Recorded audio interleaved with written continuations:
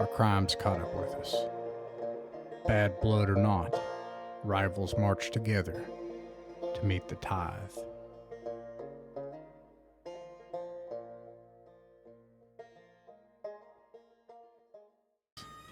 Welcome back, everybody.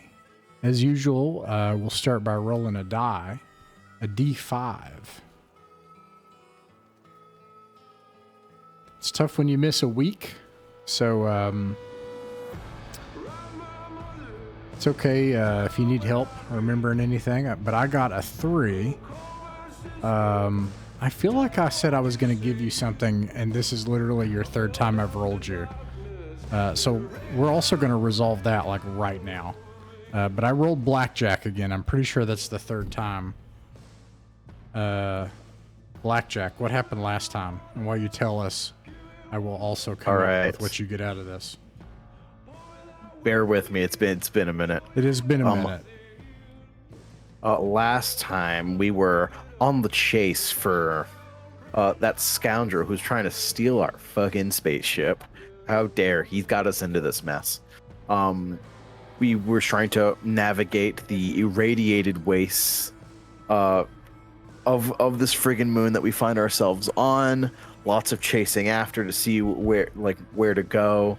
If I remember correctly, we ended up fighting a massive elephant thing, and I want to say Vrock activated his suit. Or yes, he activated his suit so he can start chopping it down to size. At a specific point, we realized something was watching us during this fight, and we investigated, finding ourselves in a settlement of slime people who are honestly just the nicest guys. They're all cuties. Currently, I know we also fought against some orcs on motorcycles. We figured out how to really deal with them by shooting their motorcycles, which explode quite easily, and tried to use them as like a pseudo kind of vehicle. It didn't last very long. I think that's what attracted the massive elephant creature. So, very mishmashed and out of place, but I believe that is what I can directly remember from last session. Nice. Yeah. That's exactly right. You all did configure an insane sled scheme, and you commandeered the radioactive orc motorcycles and attempted to try to drive them, and at least nobody got killed, but it didn't go well. Although you covered like a lot of ground, I guess it's fine. And then Evaldi patched everyone up, so I guess it's fine. And of note, Abigail and Vrock activated their Vanguard tech and like turned it on and activates some kind of signal. Who knows what's going to happen? I'm sure it's fine. I'm sure nobody saw that. And so, yeah, and they slew this giant mammoth insect T-Rex thing. So here you are. And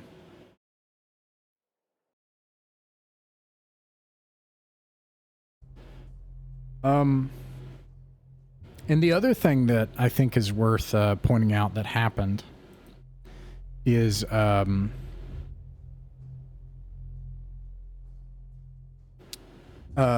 Jane was trying to ensure the equal distribution of you had gotten a bunch of rations from the hegemony ship, and she was getting some back from Abigail.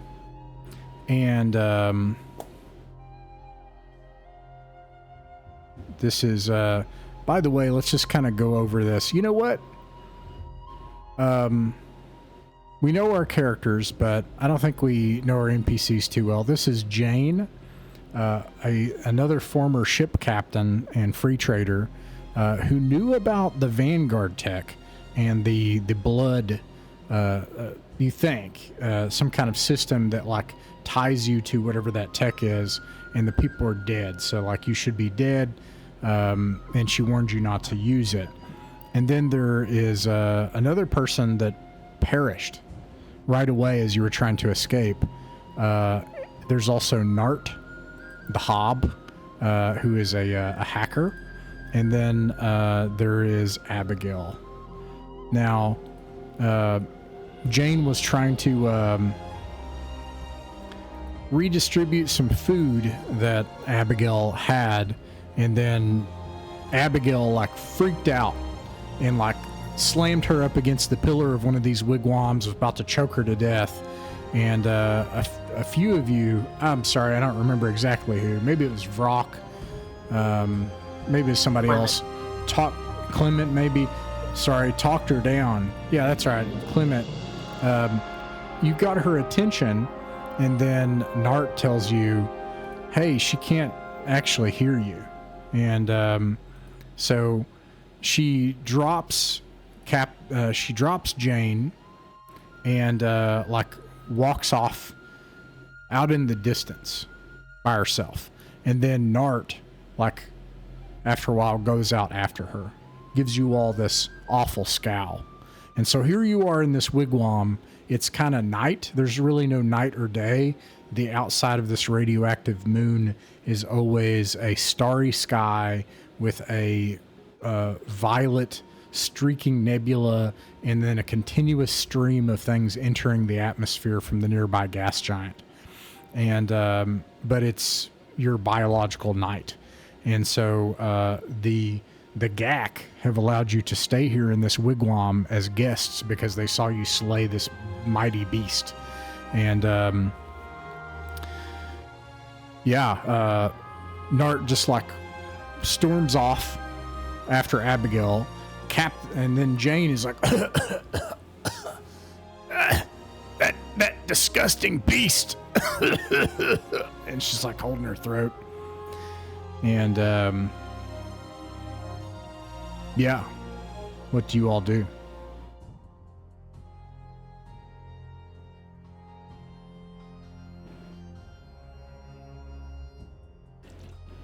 Oh, you got in an argument with Nart where Cormac tried to argue back that he wasn't a mass murderer, he was just a professional. That was his. There is a difference between a professional and a mass murderer. I got paid to do my job, damn it. As everything was flying apart at the handle, that was what Cormac felt was an important distinction to make. And then, so everybody was kind of arguing the last time we met. And now half your crew is like stormed off. Jane is like hates Abigail and Nart. I think Echo is gonna spend the time. I mean, he's able to communicate with these people, these GACs, in a very instinctual way, right? But he's gonna go around the settlement and just kind of talk to people, look at what they've got, look at what kind of stuff is sitting around here. Just do a quick examination and chit chat with people, see if there's anything we might use to our advantage traveling the wastes. You probably don't get close often to what forms the social center of every group of GAC here, which is the chrysolite. You've already come to know that the chrysolite is highly radioactive, and so you'll get sick if you stay close to it. And these are the things they treat as campfires. All of the GAC, their weapons are made of chrysolite. And instead of campfires, the central community, the center of the community is chrysolite. And so they'll sometimes put their weapons together or other things. And then all of the GAC, but you move among them, and they some of them look at you curiously. One of the baby GACs like slides up on top of you and tries to like climb up on you like you're like it's like a kitten, and then an embarrassed GAC like pulls it off like, and it like pops off of you, and the parts that are inside of all the GACs, you can't really understand them, but there is a kind of domestic quality here.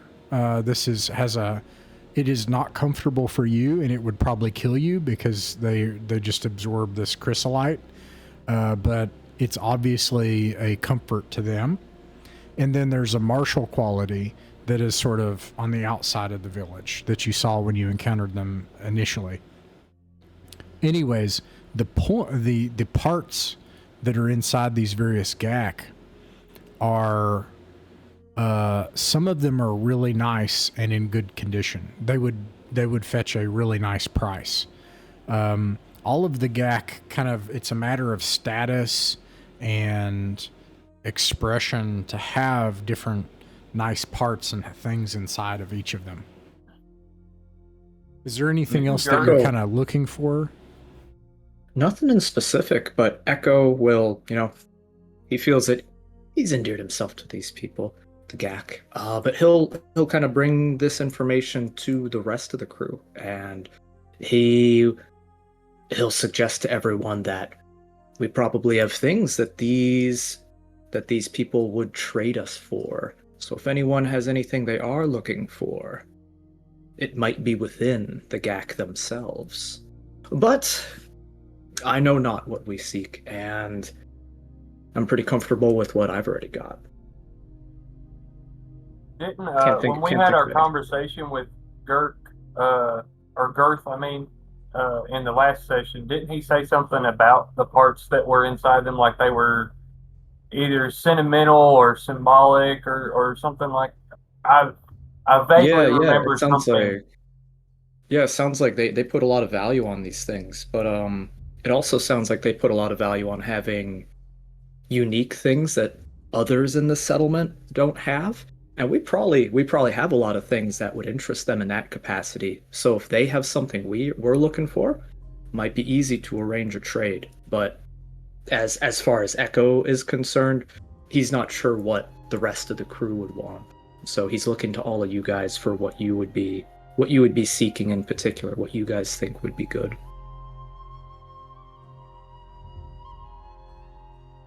Yeah, you do get the impression that when they become part of them, it's sort of like something sacred in them. And like Glurth is one of the most impressive GACs that you encounter, and his insides are both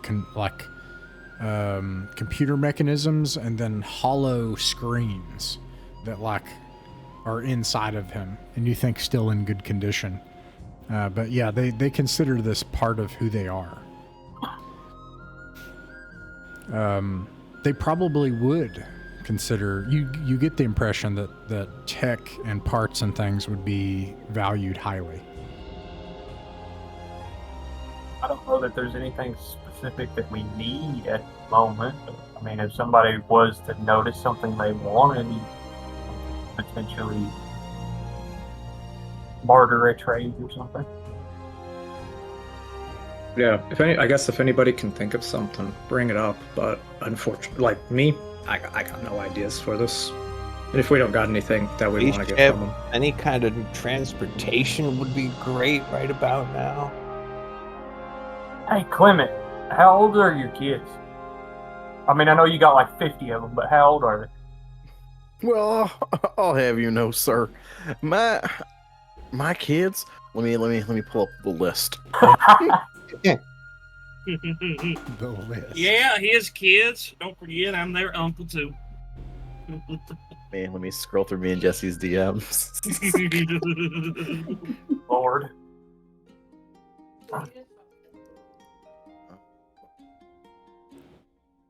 Further up. Man, how long ago did I text this to you, Jesse? While you're doing... All right. Oh, go ahead. Sorry, please. Yeah. Well, I'll have you know, within my family unit, obviously, there's my wonderful wife, Liberty, as well as our 8 sons, Weston Smith, Rue, Anders, Barrett, Henry, Bond, and sweet little Palmer. Don't you know? So right. Here's the thing: Weston and Smith are twins. I love my boys. They're about 8 years old. They could shoot a bullet right off of a freaking ant. It's great. I love my sons. Rue, he's an acquired guy, about like 7 years old. Anders and Barrett, they're getting up there. It's like solid 6. sometimes you got to put them out of work when, wife's calling. Henry, solid 5 years old. I love that kid. Bond, he's getting real big for 4. And little baby Palmer, he's barely even a year. God, I love my fucking sons and my wife. Man, I should, as soon as we get to this ship, do y'all have like a comm system on your ship? We do. I don't remember the range of it though. Well, let's let's hope it's long, because Clement truly wants to talk to his wife and his sons. Sweet Lord. Don't forget the 3 best things in life are life, liberty, and happiness. You got one of the 2. You got one of the 3 there, Clement. Well, the saying in my family is, all I need in life is liberty, guns, and my sons. I'm living the good life, Elleris. This is the first time I've seen Ross just laugh consistently for 20 minutes. Who is part of this conversation, like in the yurt? Or actually, let me reframe that. Who is not part of this conversation? Who is outside of it?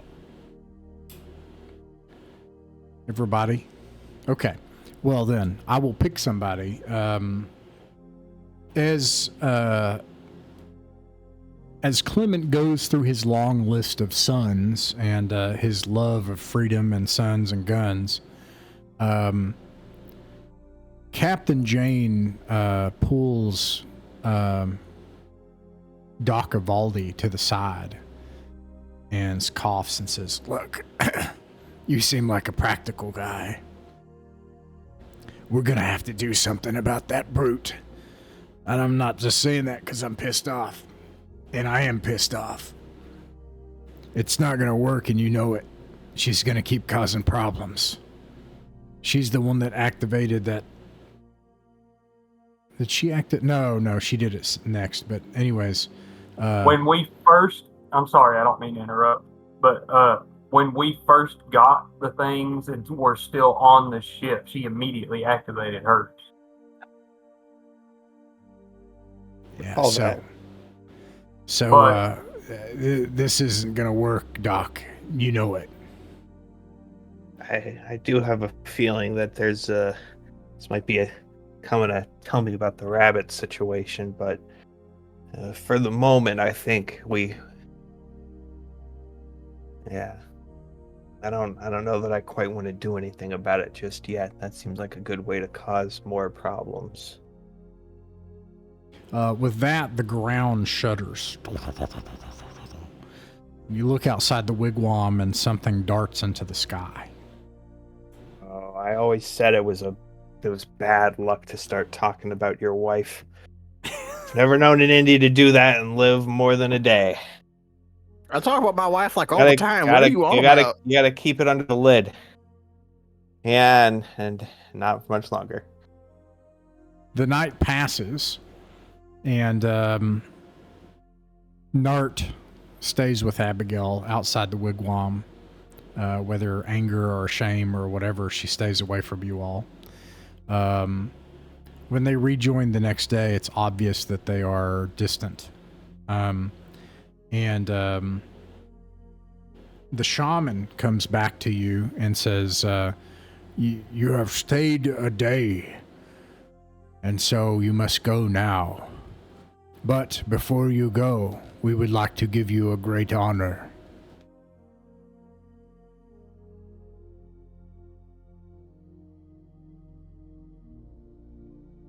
Well, obviously, we humbly and graciously accept.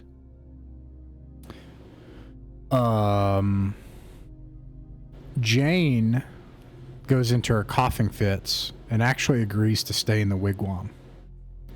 And what they do is they take you up a spiraling mountain of junk and parts and trash, up this trash mountain. And there is a cave at the top, or an entrance, and they go inside, and he stops, and he says, "No, this is wrong." And then they start like burbling and gibbering to each other, the entourage that he brings with him up to the mountain. What are they saying? What's the problem, Chief? Echo will try to interpret, but he's slowly backing away, and he's got a hand near one of the holsters of his pistols. What can I make out about what they're saying? They are afraid, and he says, "We were going to show you the orb. The flow breakers have taken it." And he points into the cavern, and it's dark. And he's like, "We would see it from here." And they go into the darkness. They have like a chrysolite that they use for lights. And they go in, and there's a cradle that almost like forms like, it's almost like this, of just like parts and metal and stuff. And there's, it would be like a dais, but there's nothing on it. And he says, "The flow breakers, they've taken it. Our people are doomed."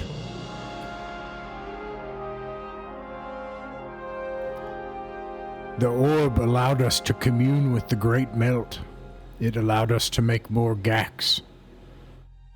It is how we were born.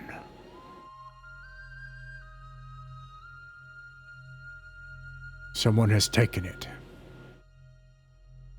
Do we have any idea who? He said the flow breakers.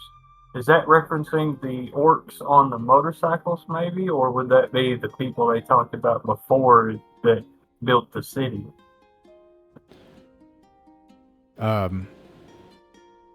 We had thought that the orcs would help us when we began to be hunted. It was our world. They revered the chrysolite as well. They also fight with the Company Town. But it seems they have stolen from us. Did they also consider this to be sacred, like you guys do? We had thought so. They believe that each of their hover bikes has a spirit, an oni.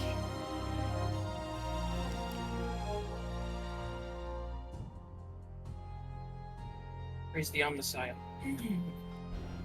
Where would they have?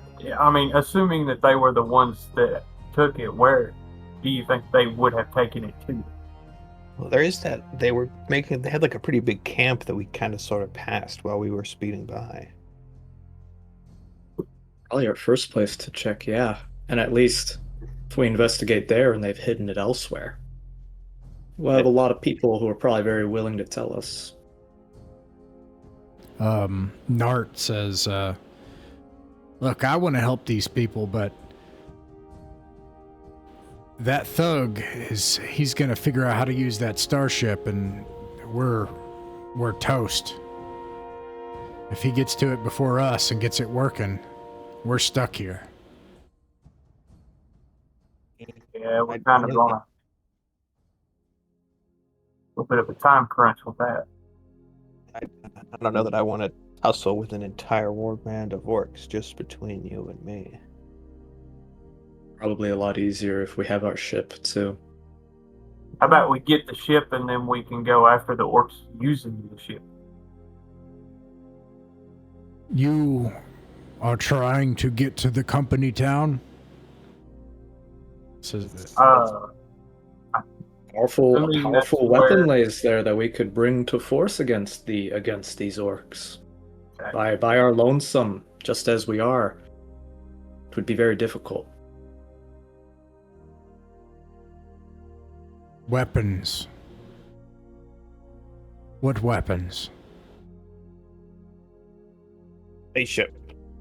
Yeah, it allows us to travel from one world to another, to different worlds. Big cannons. We have no hope. If you will help us, we will help you get to the Company Town. unless there's any objections from the team, I think we have a plan. Get the ship and use it to fly around and track down the orcs. Sounds good. I hope they don't have one of their own. That's okay. Ours is better. All right. Let's see. With that, you set out again on the Carvox wasteland. Could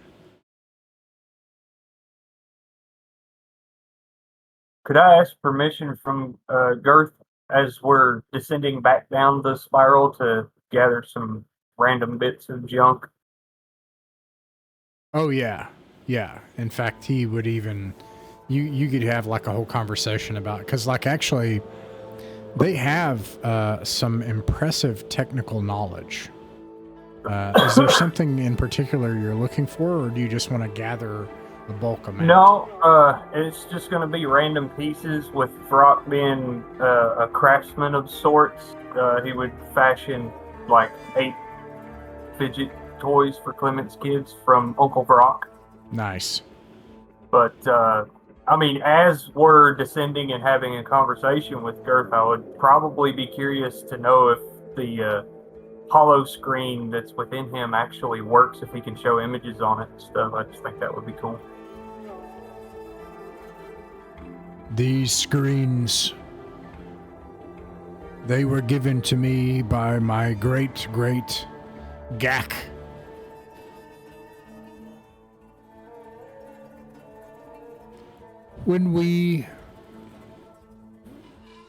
When our time comes, we simply dissolve back into the great melt. And so parts are given on then to another, kept in good repair. These screens are ancient and in perfect order. Cool. But I mean, so what, with them being within you, are you able to turn them on and show images on them? Like, do you ever use that as part of like a ritual or a, I don't know, He takes a piece of chrysolite and like he goes and he takes his own hand and it just like squishes into his own body, and like he puts the chrysolite near it and then like literally turns the device on and then like pulls his arm out of his body and the screens come on. There are about 3 of them.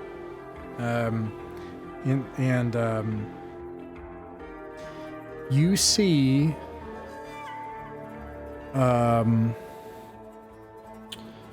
going to change the music for this because it's going to be weird.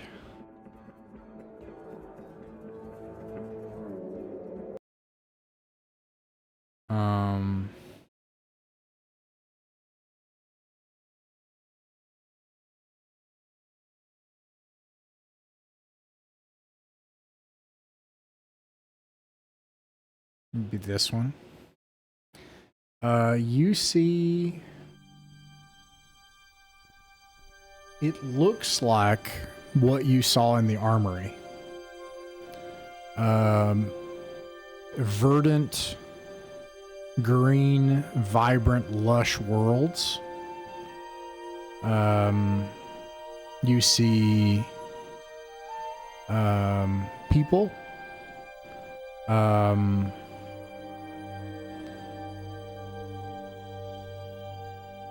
You see artwork and beautiful buildings. You've never seen a world like what is seen in the screens, like in these projections. so could we ask him about the images that are on the screen? Like, do you know if that's a current world where that is, or if that's like an ancient version of one of the other worlds? We do not know. This was given to me centuries ago, or this was passed on from centuries.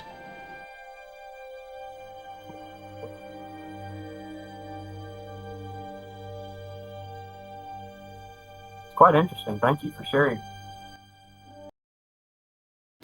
Let's see here.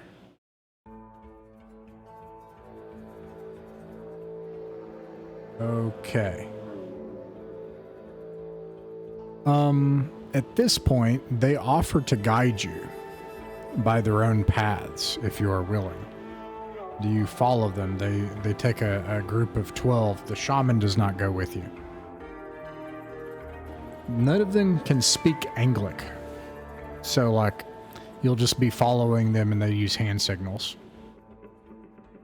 And you got, Is Echo. Nart with us? Yeah. Could I ask Nart if the hand signals that he was using, is that like a universal sign language? You actually recognize it, but maybe not. Well, no, you don't recognize it. I'm sorry. The person that would recognize it is Cormac. In this horrible future, there is no sign language. The best that is offered is a combination of infantry hand signals and POW signals.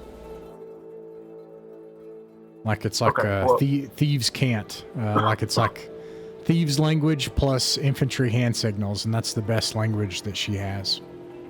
Okay. Well, my point was with Nart knowing that, would any of the Gex be familiar with it as well? They are not. Okay. Yeah. Do you guys want to follow them, or what do you do with it? They offer basically to take you, but you'll just be like following these things, if that's what you want to do. Or you can go off in a different direction and decline the offer. Seem like following them would be noticeably slow in any way, or would it be our normal marching pace? It would be your normal marching pace. You don't have a hover bike anymore. So. Well, we have a rough idea of the direction that we should be going in, don't we? Are they going in somewhat of that direction?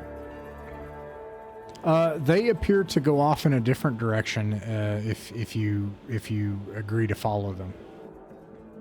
They do know why they do know where their city is, so they should know where they're going.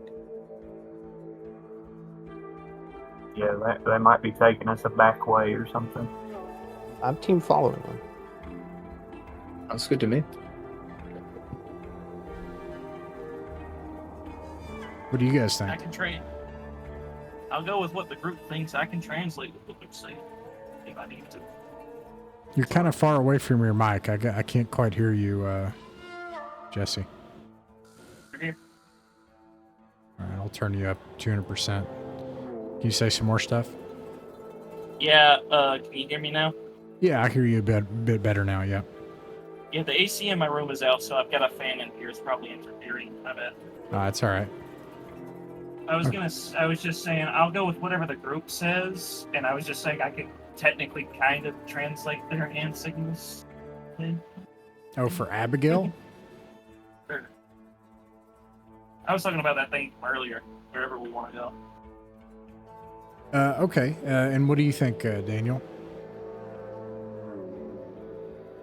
I'll just keep going along. Okay. Cool. Okay. All right. So what they don't go directly north. They actually go to the west for the better part of half a day. Then you know that they're going west. They do that until you get tired, but they don't seem to get tired. They basically go until your nighttime. And then they keep going. What do you do when you start getting tired? If you keep going into a second day, I'll just do like a, I can't, yeah, I don't think there's an exhaustion thing, so we'll just apply a penalty. Kind of like, do we go along with their forced march, or do we communicate with them to stop for the time being? Yeah. That's what I was going to say. If anybody wants to stop and rest, we can attempt to make some signals like, hey, sleep. All right, let's see here.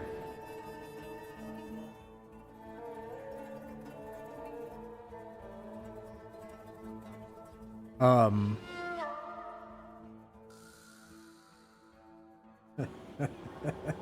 they echo, right? Like you're a wanderer. You get a sense of like basic, like go, stop. Like you can get that like from them.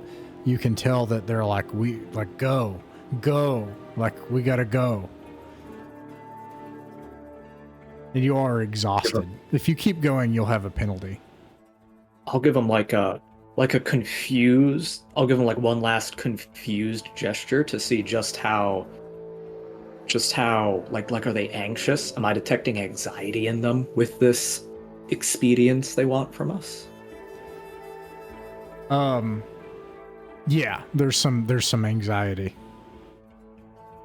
Then you hear plop, and there's like something wet that like plops down next to you all that's like big, like half the size of a cow.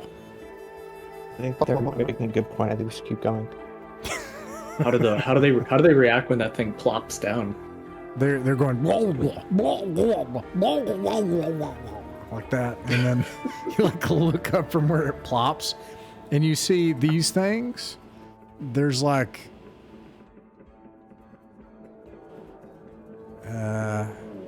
gosh dang it. Sorry, my computer's slow.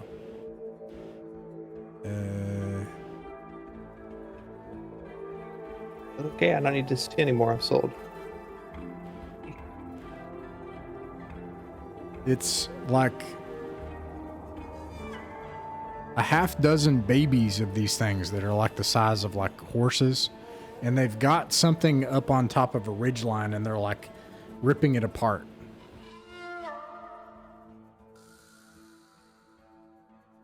I think the Gex have a good point with, despite our tiredness, we should probably keep pushing. Okay. Onwards. Okay, you got just a -2 to stuff right now, and then they hurriedly, as much as they can, make it to this crater, and you find a cave entrance, and they go into this really tight, like uncomfortable cave. Abigail is just like moaning and grunting and stuff, and this is just not Abigail sized. And eventually, in a really cramped space in the cave, they just abruptly stop. And then they get together and they take their chrysolite weapons and they gather them together, and all of the gack just go brrp, and they just like form like a, what is it? What are those cakes? They're like, is it Jello cake? You know, where it's just like one thing of, you know what I'm talking about? Yeah, the Jello, Yeah. the Jello, like Yeah. what do they call it? Jello pie, I think it's what it's Yeah. called, or something. Yeah, they do It that was around their chrysolite, and they just stop. Really, it was I really think I'm popular. not quite able to picture it. Can someone post an image of that? You ever seen one of those? You ever seen a picture of like the round Jellos, like the round Jello like cakes or whatever they're called? I think we're gonna need a picture. I mean, if you want it, I'll find you one. Give me a second. Yeah, they make a Jello cake around the radioactive moon crystals, and they just stop. All right, what do you all do? It seems like we're all gonna need to make a Jello cake together. It's right here. I'll show you. And then it got weird. Doc, look at me. I just don't melt that way. Maybe you can, but I don't think I can. It's all right. We're up. We got this. That's what I'm visioning right there. That's what I just posted. Yeah. They look delicious. Okay, what's the plan? Seems like a good idea. Just make camp and go to sleep immediately. It's extremely uncomfortable. I haven't been comfortable in days. Yeah, that's true. All biological night, Jane coughs and hacks and coughs and Abigail snores and flails and knocks down portions of the stone of the cave, and you think that a portion of the cave might cave in on you.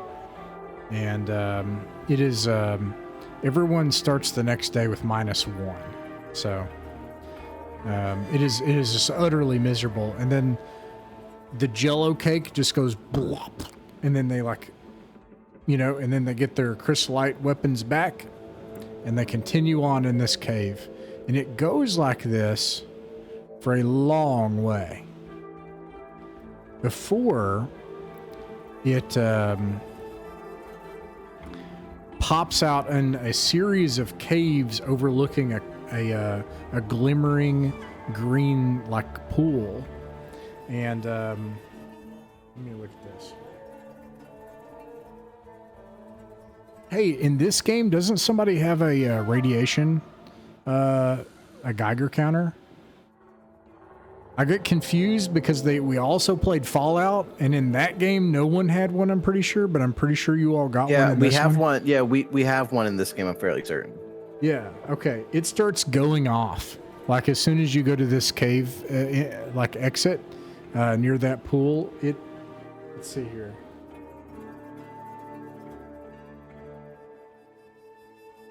Yeah, that's it. It just, if you were to go towards those pools, it's wildly radioactive. And the GAC that you're with, they point on the other side of the pool, and there's other cavern entrances and stuff, and they go blah, blah, blah, blah, blah, blah, blah, blah, blah, blah. And of course you don't understand them. But Echo, you can sense that they're basically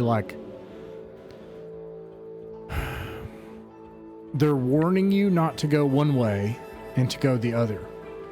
And now you have the way they're warning you not to go is the way that is not radioactive.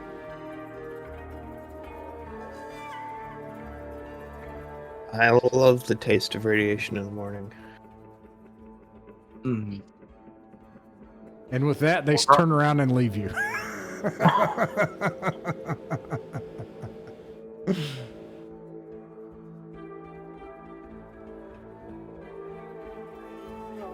Echo gives his mouth kind of draws a gape. He's a big old T-Rex reptiloid.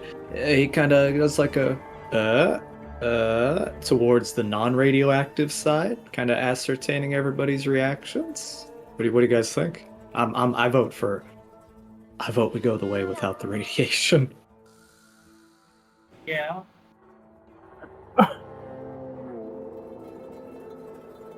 Whatever y'all think, Brock is kind of resistant to radiation poisoning, so I've never been steered wrong by a glob of goop before, so I vote for radiation poisoning. In the distance behind you from the rocks, like a mile, off in the distance, you hear the sounds of those hover bikes. I suppose we should make a decision. One abstained, one for non-radioactive, and one for radioactive.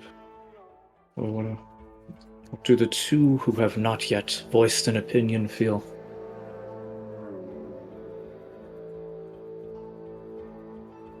I feel that we should always avoid radiation, period. All right. Yeah, sort of with that right there. I don't really want to be growing no extra fingers and toes right now. You don't want to look like Vrock or Abigail. All right. Yeah, I mean, the worst thing that could happen is just become an orc. It's not that complicated. Hang Or on, die. maybe. I was going to say maybe there's an elf-orc hybrid out there somewhere, but I'm not going to find out what that looks like right now. So you all choose to go in the place they warn you not to go. All right, here we go. I would like the record to show there was one voice of reason. I don't have a... I'm going to have to use Theater of the Mind for this. Let me see if I have a good track for it, though. I do not. So I think it's going to have to be... Yeah, I think it's just going to have to be this. And then let me get something to work with.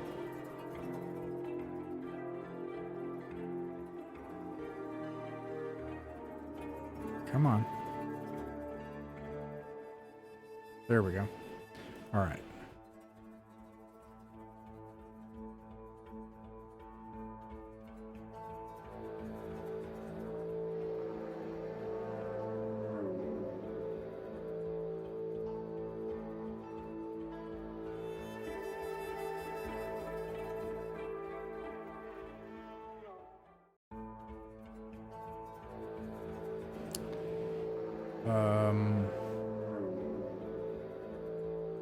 Let's see here. I need something like...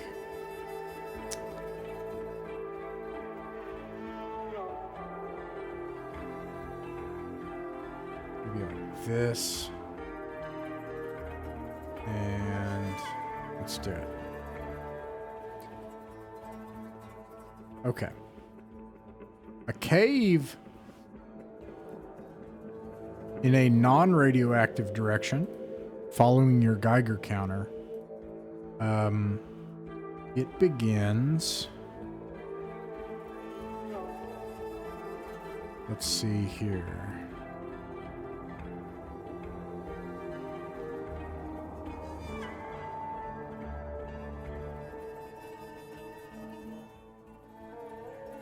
It begins with a descent, like into a hole, and it goes down about 15 feet into the darkness. On the other side of this, do you guys have flashlights? Yeah, I remember you got those in the first thing. On the other side of this, you can see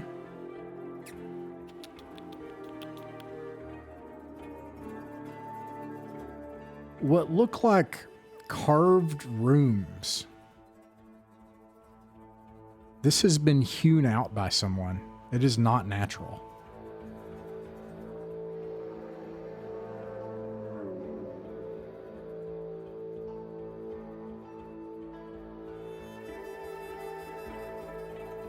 All right. There are 4 carved rooms in this non-radioactive direction. Let me roll a die real quick. You can hear nearby scraping sounds to the right. What do you do? I should indicate that these are not actually closed. I was just trying to draw a room, but I can't really, you don't really know what's on the other side yet. All right. I'm going to pick a caller. Ivaldi. Leave. All right, you leave. Well, wait, that's not fair. Yeah, pick a different color. I picked the minority vote. The minority voter. It was like, hey, radiation. Well, no, that's a good... No, we already decided. It's too late, Ivaldi. All right. Yeah, I am. I'm going to pick Captain Brock. Brock, where do we go? So, just to reframe this again. This descends down about 15 feet. And then there are 3 rooms. It has been clearly carved out by something. Like, this is not a natural tunnel. To the right, you hear scraping sounds. Okay. Could we, if we just continue past it, like continuing on our way, we would pass through the opening of that room, right? So it would, we'd see what's in there, but also what's in there would see us. Yeah, if you went into that room, you think you would, it's the scraping noises are like right there around the corner. Has anybody got a mirror? Like we could peek around the corner with the mirror to try to see what it is without it seeing us? Well, one person has a tech level 5 sniper rifle. Yeah, but can it see around corners? That was my point. Or like, could I use the reflection off of the sword blade as a mirror to kind of peek around the corner a little bit? Yeah, sure. Trying to be stealthy and see what's around there. There appear to be Gax, but they aren't acting like Gax. They're like, and they're like shuddering, and they're fighting amongst each other, and they have a odd pallor, a mixture of gray, ashen, and red. Okay, so it's like a different species of gag. Maybe these are ones that have gone insane. And this is where they exile them to. Well, I'm thinking of two options. We can rush past them and continue on our way and hope they don't chase us. We can create a distraction by like throwing something to the opposite side of the room. Maybe they'll go investigate that, and while they're looking at that, we can skedaddle.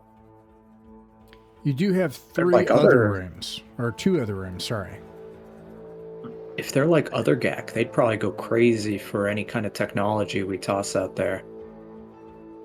You're gonna want to put it in. You're gonna want to add it to them.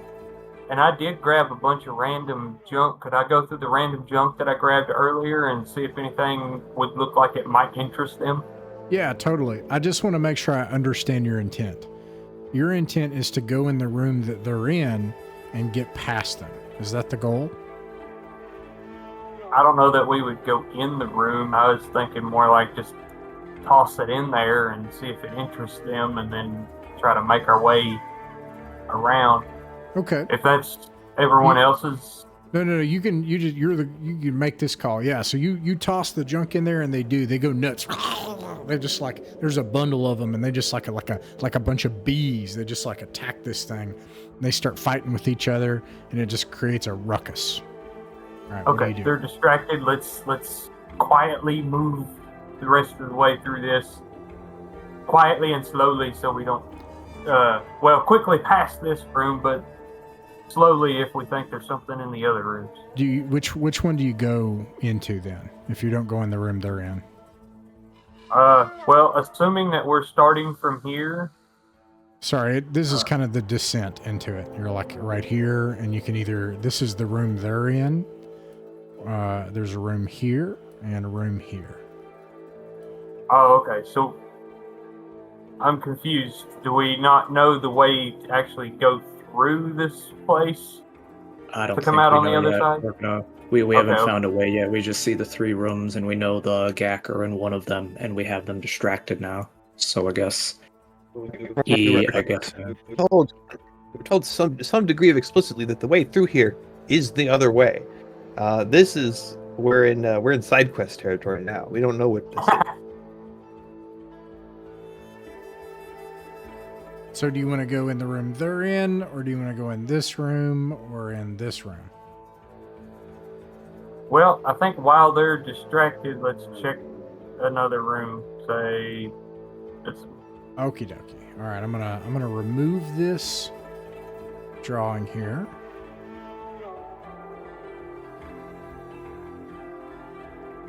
All right, let's see. We did that one. You went in here. Okay, let me check this real fast.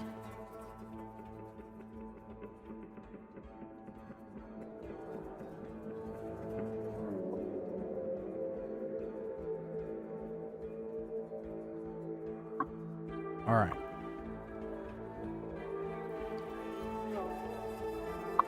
Through here, you can see.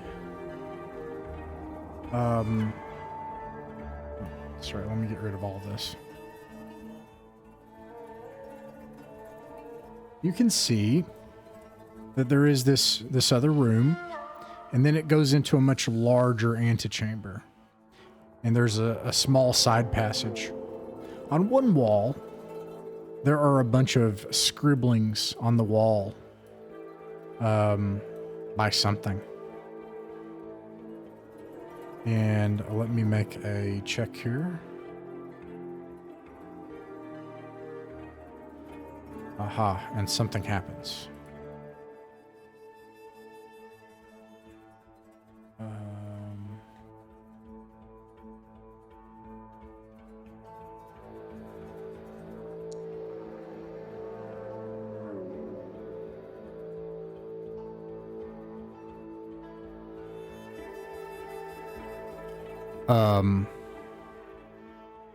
You hear a voice ahead in this corridor, a single lone voice. It's muttering, and it's like, and it's like, I'm so hungry. Oh God, I can't believe they did this to me. I can't believe it. I didn't steal that much. I didn't steal all that much. Oh God. Oh, I hope I don't turn. I guess they wouldn't know what God is. Oh law. Oh judge. Oh law. I hope I don't turn.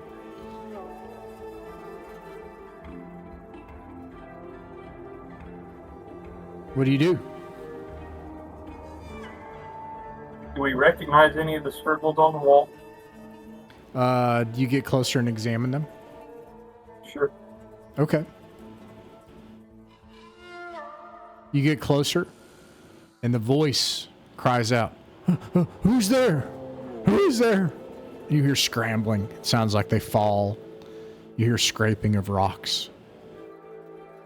When you look at the symbols, you don't recognize them, but it does look like symbols that mean, like they do look like symbols. Are they like scraped haphazardly into the walls, like somebody with just like their fingernails or a small tool, or are they more machined out, something more proper? They're scraped, and this is where I need to bring up the skill list.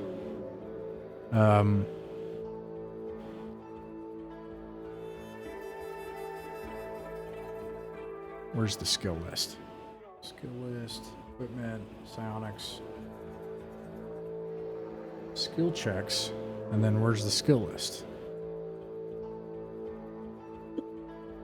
Maybe it's in character creation? Yeah, there it is. Okay. Okay. Does anyone have... this would be... it could be... No. Actually, that's all that would make sense, is no. I know sometimes. You can make a no check.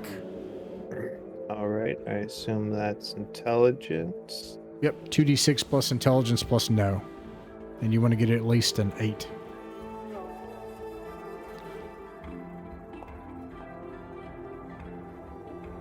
Not quite. That's a shame. Oh, no, 8, I got it. Okay. These are, what do you call those things the Indians drew? Pictoglyphs? Pictogram? Pictogram? Hieroglyphics. Yeah, not hieroglyphs, but I think they're called pictoglyphs. If they don't represent like a specific word or a specific meaning, then yeah, pictograms. Yeah, these are indigenous pictoglyphs. You suspect that the orcs probably put this here, and but that voice is definitely not an orc, or at least not one of the ones from this world.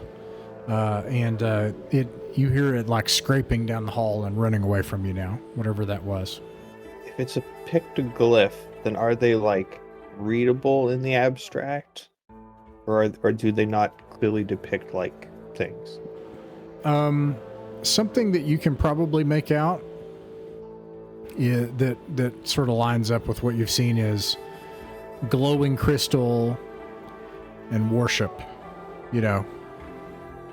but the rest, no, they don't really make any sense. Worship like religion or worship like flying? Like religion. Gotcha. Yeah, where I'm from, that's the same word. All right. What do you all do next? I suppose, do you keep going, right? Like, and to be in the direction of that guy, or do you go back and go to the other room?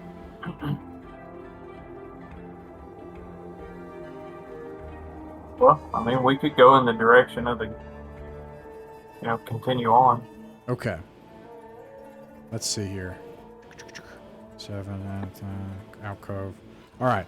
The next thing you see is a bunch of tight tunnels and lots of alcoves. They zig and zag, and there's just like a ton of them. You can hear his screaming voice echoing. And if you go into these tight tunnels for a while, you then hear a group of other voices. And they'll say,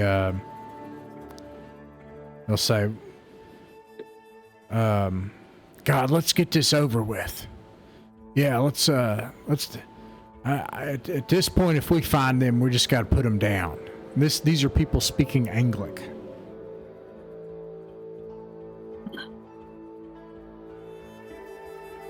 We haven't seen them yet.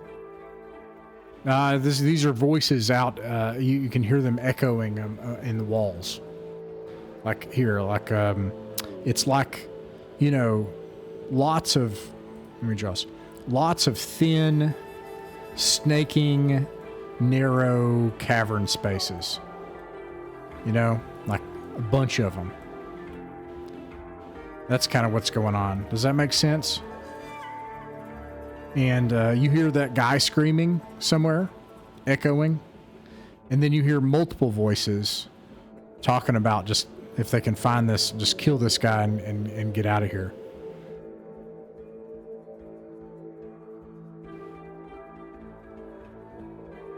And these are people speaking Anglic. They are not from this planet or this moon.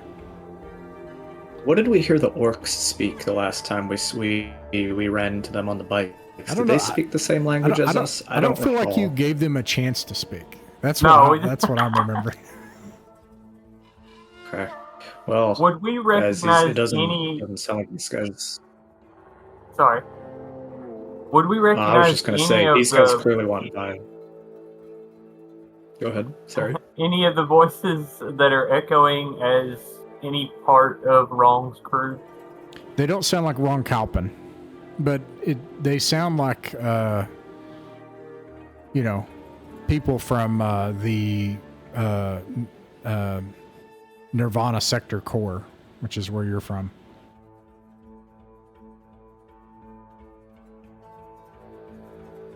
They definitely seem to be intent on violence towards someone.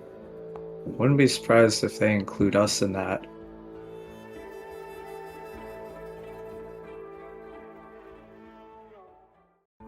All right. What do you I do? say we Yeah. continue somewhat stealthily wandering our way through, since we don't know exactly where we're going. How do you do that? In order to be stealthy, tell me what you do. Careful about where we step. Stick close to the, maybe not rubbing directly up against the wall, but sticking close to the wall at least. All right, here's my thinking. You're in a cave that's dark, and you have flashlights. So this is going to be a hard sneak check. You got to get a... Oh, that's true. Whoever's good at sneaking, you got to get an 11.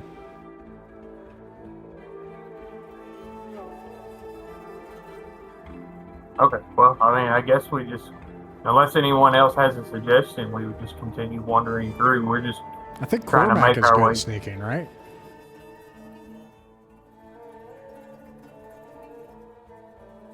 He's so good we can't hear him right now. Jesse, you there? I just got back. I had to step away from it so I could. Oh, okay. We need your sneaking skills. Yeah. Wait a second. Sorry about that. Bit of a thing I had to take care of. Don't think I actually have. Okay, yeah, I'm trained in sneak, but I don't have a very high point. My bad. Oh, I thought you were like the real sneaky one. No, I'm the real shooty one. Bit of a difference. Okay. We both I are. think you're better than I think you're It better than most still of us. counts. Like I It's don't still- have a. I was gonna say I don't have a penalty, but I don't have a bonus either. So I got a 0. So I'm technically good by actual like game mechanics. I'm technically considered trained in it. Okay. It's still stealth if no one lives to tell about it. That is true. That's the motto of that's the motto of a sniper. That is true. All right. Well, we got two dice rolls to do here, so let's see how this one goes. Maybe you get a 12. Let's see what happens. Maybe you get a 12. Let's see. All right. You know, That's for sure not a 12. yeah, you didn't get a 12. Okay. So, all right. So the next dice roll is simply, are they surprised? They are not. And they say, hey, who's that there? Stop. Who is that? And you see flashlights aimed towards you from about 5 people. Ain't nobody you gotta worry about. We're just Uh-oh. Is it You me? did. to them. I'll aim it to the. No, I, Yeah. I do. No, that was everyone. Oh, is it me? Okay, I think you're back now. It was going. Say that again, please. Okay. Echo will turn his voice to like one of the corridors adjacent to us. Maybe get it to echo in an odd direction, and he'll call out, "We ain't here for you. We're just passing by." Well, that's too bad unless you got identification, because this is Zarathema Company property right here, this mine. So if you ain't got no identification, you're going to have to come with us. Could I think we on just took- that specific name, could I possibly roll a worker or no? Just kind of like see if I'm like, that sounds like a familiar outfit in like the work in business labor world. Yeah, actually, I agree, but let's massage this a little bit. There's a couple of things. I agree with that, but then I think someone has Connect, and it's really high. I think it might be Ivaldi has Connect. Who's got Connect? Or is it Echo? Oh, it's not me. God, I thought somebody had Connect 1 or Connect 2. I do. That's web what it is. connection. Yeah, you're good. Okay, here's how I see this going. Make a Connect check. If you pass at an 8, it gives a +1, because this is the kind of thing. And then yes, make a work check. Make a work check, Be a toughie. Clement. Let's go for it. You just got to get an 8. Oh, should Clement go for it? Or me? No. You'll go first, and then this will just determine if he gets a +1 to it. Clement, you go ahead and make also a work test, a work skill check. Sorry. We get A 7. 7 total. I think he got an 8 and I got a 7. I think. Yeah, I got an 8. Okay, that's good. Okay, well that's good news. Do we add? I figured it'd be charisma added to that, but I also got an 8 if it's with intelligence, but got a 7. If it's you got an 8 if it's intelligence. Well, either way, he got an 8. Just okay. Okay, so Clement, yes. Trax Incorporated is kind of like, I don't know, what is it like? It's like one of those gigantic mega, oligopolies like Nestle, or like Good corporation. yeah, it's not even so much just like a corporation, it's like the firm that controls like 100 corporations, right? And so this is one of their typical work outfits that is sort of like it's a company town, and they're mining this stuff. They're mining chrysolite here, and this is a mine. And Word. yeah, go ahead. I was gonna say with my experience, whatever I've hauled stuff with them because they're asking for identification. My question is, have I hauled things Yeah, before to where I could pull out my credentials and get the fuck out of the situation? You've got like 5 or 6 old IDs from multiple companies you've worked for. It's the lanyards, the freaking lanyard identifications with the Oh, you mean my keychain? He has a lanyard with all 5. He just flips through them. Oh yeah, just right here. That's exactly what I'm gonna do. I'm gonna go. Oh, wait, fellas. Sorry, I must have had freaking gunk in my ears. I got my identification right here. Climate Montgomery, professional trucker, and moving shit around. I do that work. Let me look at that. Law. Imagine it's like dirty and kind of smudged up because of just the working lifestyle I live. This has not been updated in 2 years, son. If Foreman Vernon sees this identification, you're gonna get your ass fired. I'm sorry. I've been in the dirt, bro. I've been really working it hard. I'm trying to do right by my family, for my wife, my 8 beautiful boys. Look, everybody. Have I told you what? No, please don't. Oh God. Or they don't know who God is. So I need to quit saying that. Oh Law. No, listen. Just go back out that way and get this thing updated with Oz or Vernon. Don't be going around with this old ID. Oh, man. I feel. I'm sorry, boss. And check those weapons back at the armory. Lord. All right. They don't know who the Lord is. Law. Law, check those weapons at the armory. We don't want people walking around. I don't know how you got those things out of the armory. Anyways, they go back and they're like, have you seen anybody scrambling around in here half naked, by the way? Crazy person.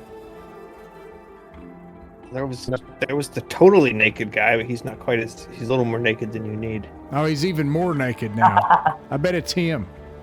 Which way did he go? The oiled up cave guy. Oh gosh. Oiled up cave guy. That just sounds like my father-in-law. Anyway.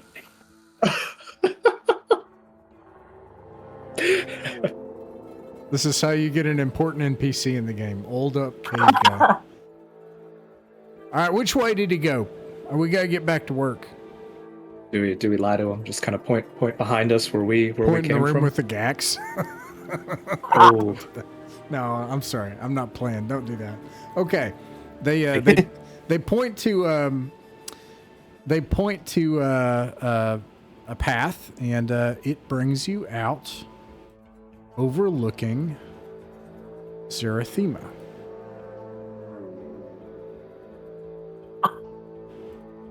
And this is a mine, and there are a bunch of workers here.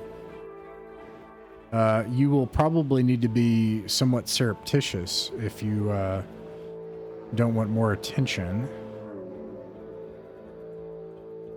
But this mine is on a nearby ridgeline, and you can see at the basin inside of this huge, crater-like basin is a nasty, grungy moon town, and this is Zarathema. Wait, that's where we Beautiful want to go. than I remember.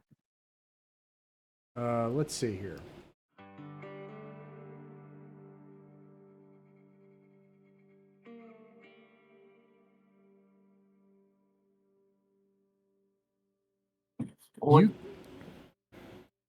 You can see from where you are the following things.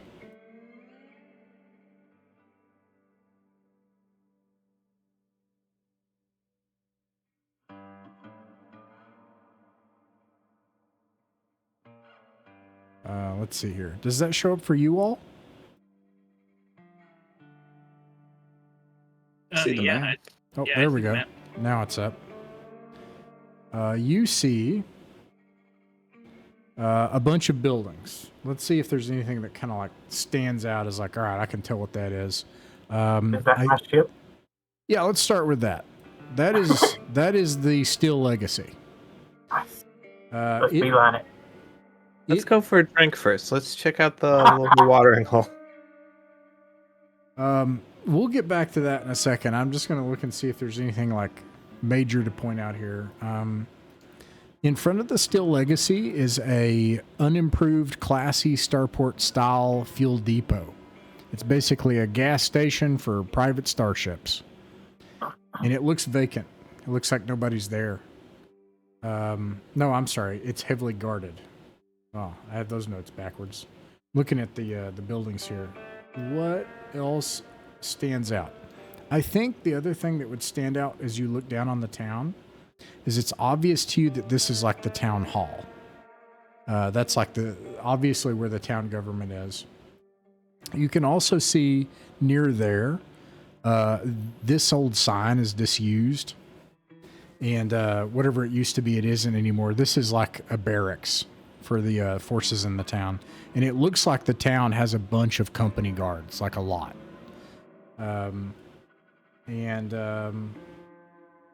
Otherwise, there's a few different businesses here. But I don't think anything would like stand out as like, oh man, except I suppose the bar would be obvious. The saloon. There is a saloon right here, and it does look like a Western saloon with the patio and an old crappy neon sign in a couple places, and you can see people drinking in there and hear crappy music. All right. What a great town. Do we have money? You don't have anything other than a sack of... Yeah, fuck we do. Well, okay, so you have like some of the most expensive high-tech weapons in all of the entire galaxy, I guess. Okay. Is there an obvious bank, perhaps, that we could rob? Yeah, let's look at that. This looks like one of those. This looks like one of those company towns where you walk in the town hall to get your paycheck, and you walk right next door to the saloon to make it disappear. Yeah, we call that heaven. Ain't nothing better than when life's nice and easy. You go one building, pick up your paycheck, you walk 2 steps, and immediately drain that shit dry. And then lie to your wife about it. I brought my wife with me. I brought my wife with me to this kind of planet. I'm crazy. I'll have you know, I let my wife know everything. That's why we need to get that communicator up. I need to tell her what's been happening. Nothing looks obviously like a bank from where you are, but you can go into town if you want to explore.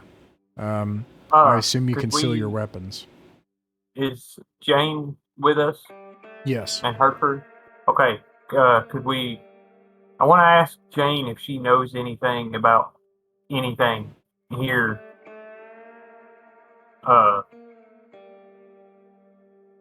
Particularly like the ship. Would she know if it's like impounded or guarded, or is there some kind of process that we would have to go through other than brute forcing our way to get it back? Or would she know anything? Yeah, about that. And she just has you follow her. And then you just get a little closer. You can look at it. The Still Legacy is in miserable condition. It has been abandoned. Chunks of it have been taken off and scavenged. It's obviously in need of repairs. And then it looks like the fuel cells have been opened and like the fuel's been taken out of it. There are no other ships on any of the pads of this unimproved starport. Any signs of wrong? Of what? Oh, Wrong of wrong Calpin? Calpin. No. You think if you could just get it fueled, you think it might be possible to get the systems online and take a risk? I'll make some rolls, like stuff could go wrong, and then you could literally bolt in the sections that have been taken off. You could patch them if you absolutely had to get it to space, you know.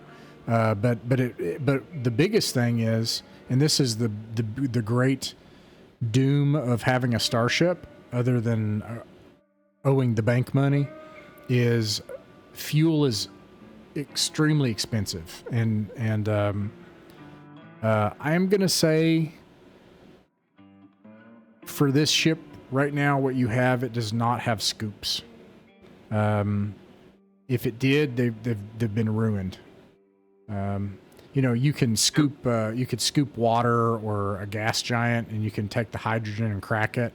But this ship, it can't do that as it is. It needs fuel. What? Okay. Well, if Is we it- had time, I'm confident that Brock would be able to, make appropriate repairs at least to get it going without heck- having to jury rig something. But Yeah. I mean, heck, they might be repairing it for us right now while we speak. I have Well, the strangest feeling that they're doing the opposite of that. yeah, it actually. seems like they're stripping it. Yeah. Oh, Well, I boss, see. You're why, right. here's the thing, right? Why, obviously, Ron ain't here yet. Why don't we just murder his ass when he comes in?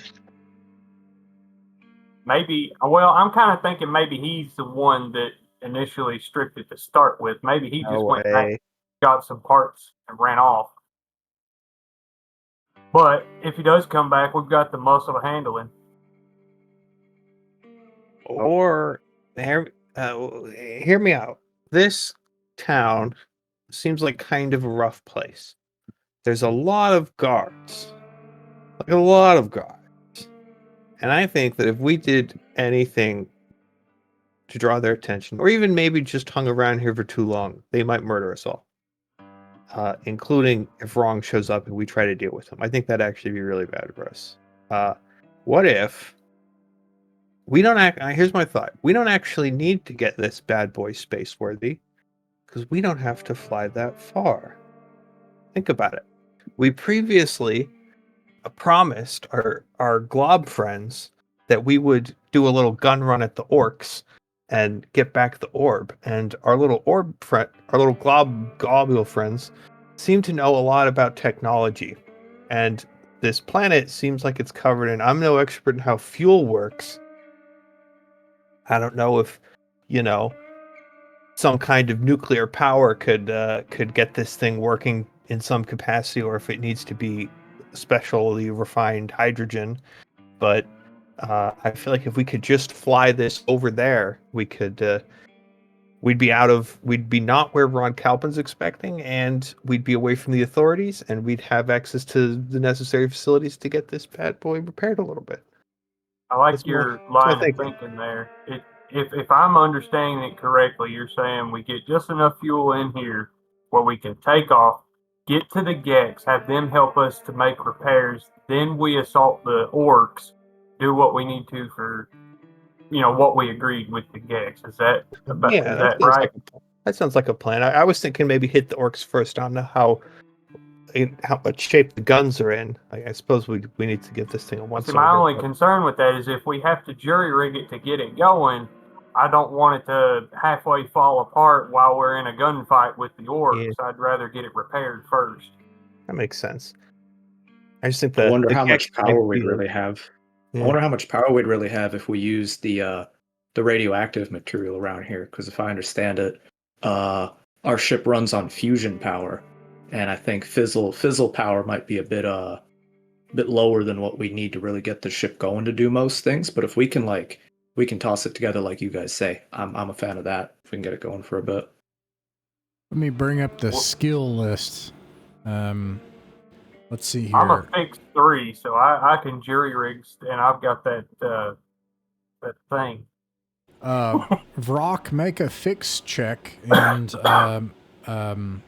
Ivaldi, make a no check to assist. Alrighty, let's see if I acceptable.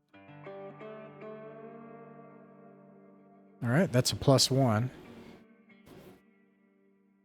That's, This will be I rolled a 5, so +3 for fix and +2 for an intelligence. That's 10. All right, +1 is 11 for Ivaldi. So 11. Okay, this is a degree of success check. So here are the things that you're able to know based on what I understand of your ideas and plans. So let's start with like fuel, right? Like the fuel and then the fusion plant.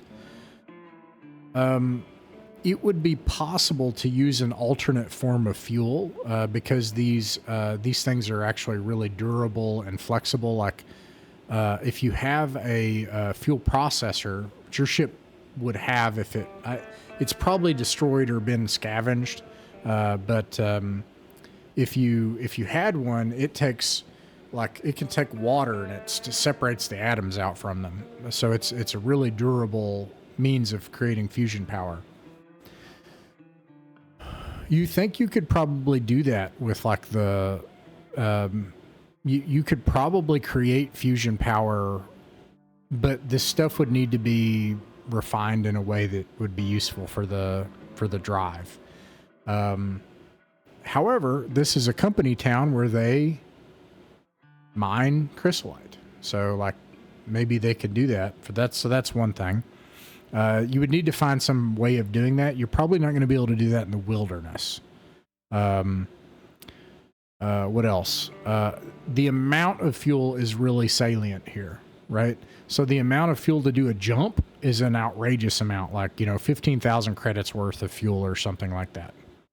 But the amount of fuel to take off, fly somewhere, and fire a bunch of guns at something and land in the wilderness, not very much. I think it's a full tank of fuel allows you to fly at full speed for 4 weeks or something like that. Because your fuel also can power your jump drive. So that thing takes out half your fuel. So this can go on a little bit of fuel for a long time. Let's see, those are a couple things. Your fix check. You notice that there is obviously this is a refinery.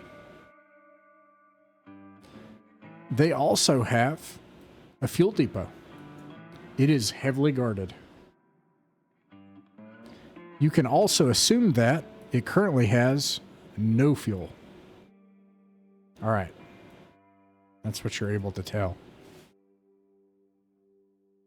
So it seems to me like we have two options here as far as getting it going.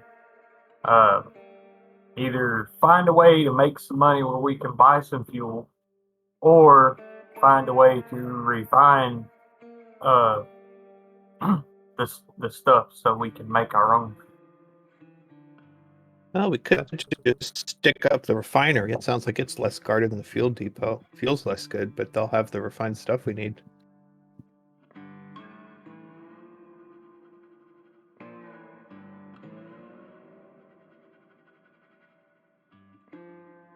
What y'all think?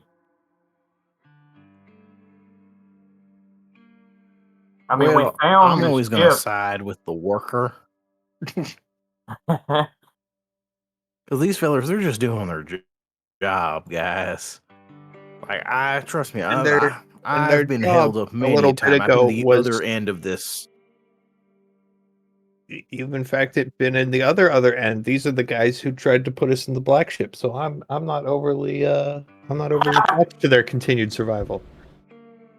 Well, we don't necessarily got to kill anybody, and it sounds like we only need a few drops of this fuel. So there's ways we could get some money here.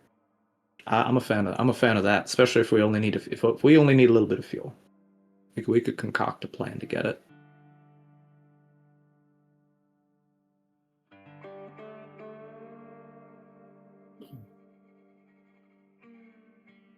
There's a saloon there. There's a town hall. Yeah.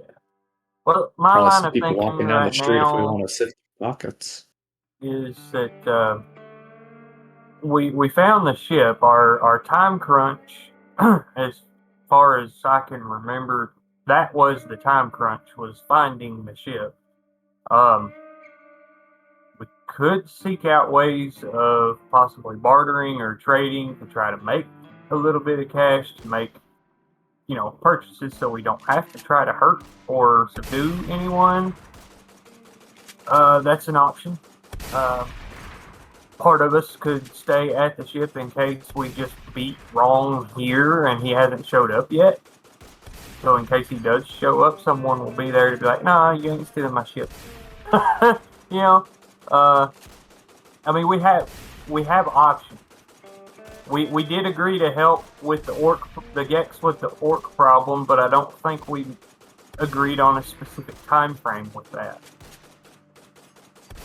You hear gunfire on the ridgeline, and a bunch of guards scatter to the rocks, and all of a sudden they're shooting something off away from the ridge. You hear howling and grunting and screaming on the other side, and you hear the now familiar sound of roaring engines. Well, it sounds Then like again, the orcs are here. it sounds like stealing the orb might have made the orcs pretty happy. How about we quickly run up to the fuel depot and say, "Hey, let us get just a tiny little bit of fuel, and we can use our ship to help defend the town." Now that's a shout. All right, you walk up to the fuel depot, and the guards look nervous, and you say that, and make a. Well, I'll start with. I'll tell you what they say. They say, they go, "There ain't no way. I don't know who you are. First of all, this ship's been sitting here for weeks. You can't just come up here and take somebody's ship. But nonetheless, we're supposed to guard this place. They said ain't nobody can take this fuel. This fuel is critical to this town. I'm doing my job, sir. You please don't make this hard." And they look around. They're really nervous, like, you know. And Okay. and then what kind of seals the deal on that is then the firing stops, and it seems like they were victorious. And you don't hear any more shooting. And then you see the guards. The guards at the depot are like, "Oh, I gotta get off this damn moon." Give me some fuel. I'll take you with me. That's real funny, sir. You think you're the only one that ain't come out here saying, "Oh, I'll take this starship. We'll get on out of here." Look, if Hey, we just look at the credentials. Sorry. the credentials. Yeah, look at the name of the ship and your records there. It's the Steel Legacy. I'm Captain Vrock. That's my ship. He gets it out, looks at it, and he's like, You're intergalactically wanted outlaw, Captain Brock. They think I did. No, they don't. You activated your thing. You're Okay, I was previously dead and now I'm a zombie. yeah. "Well, I whisper this conversation so the guard doesn't hear. I can already tell you're lying. There ain't no Steel Legacy. This here's the Bloody Dice. It's registered with a Captain Ron Calpin." Damn it, wrong. Go look on the main captain quarters bedroom. There's a poster of Dirk the rock star. Yeah, and I'm Admiral Solomon. He just looks at you bored. You can attempt, however, to make this would be a Block. administer check. I know a thing or two about administrations. I do not have administered. Is that a penalty? Well, Doc Evaldi claims that he is a. I rolled 2 6s, so I guess it don't really matter. Oh, okay. Yeah. He says, "Well,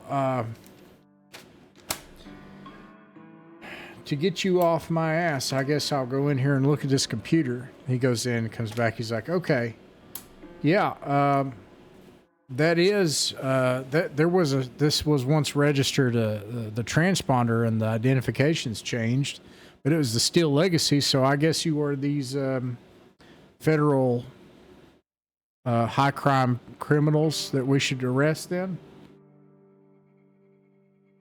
No, that's a mistake, just like the current ownership of it. Wrong stole it from us and then framed us for the crimes so he could keep our ship. I think we need to have a conversation about how to talk with police. I don't think What are you this trying to say guard there, is boss? on the Are same you not side as completely- us. Wait a second. Are you not What completely did you honest say with your the name was again? police?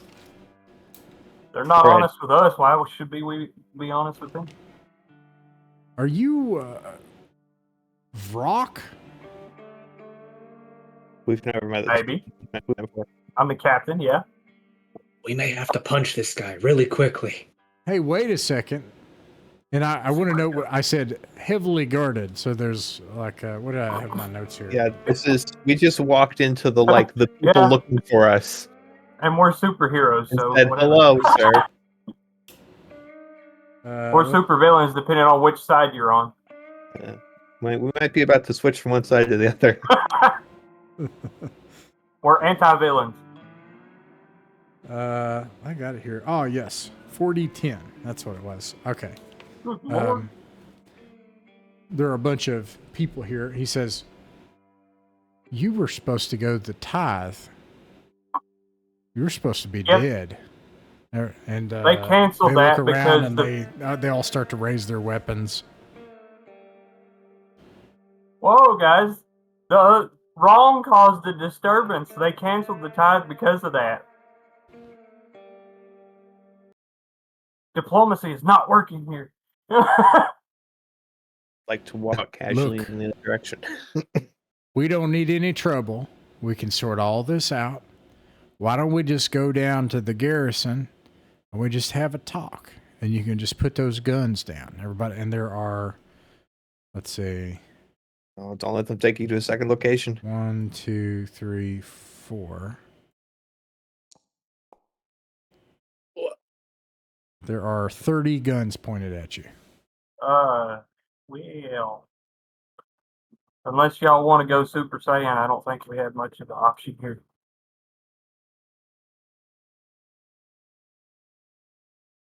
All right. New plan. Let's sell Vrock down the river and proceed better. Look, guys, I don't want any trouble. I just want my ship back. I'm happy to make it as peaceful as possible, but I'm not going to be bullied into the situation. We keep it civil. We keep our weapons. Don't think the Brock, police are they going to let think you. I whisper towards Vrock. Vrock, they think they have the upper hand. And everything you just told them, they...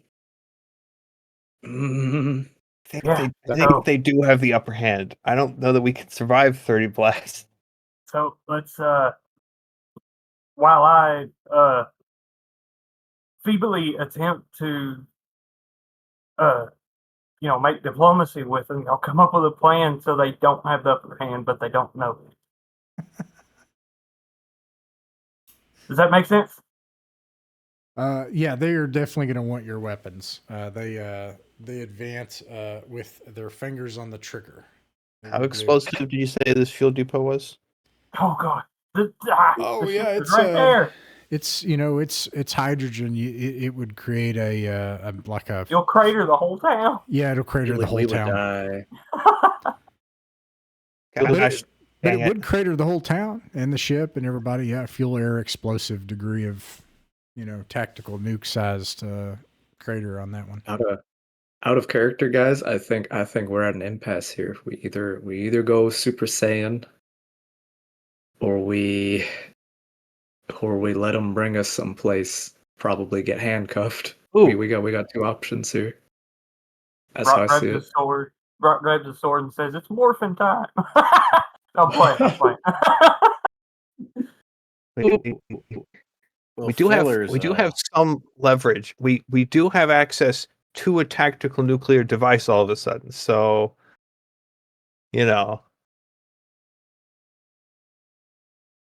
Oh, you threaten suicide? I absolutely would pull out my gun and point it at the fuel depot. Be like, hold on, guys, gentlemen, let's think about this for a moment. I don't think it.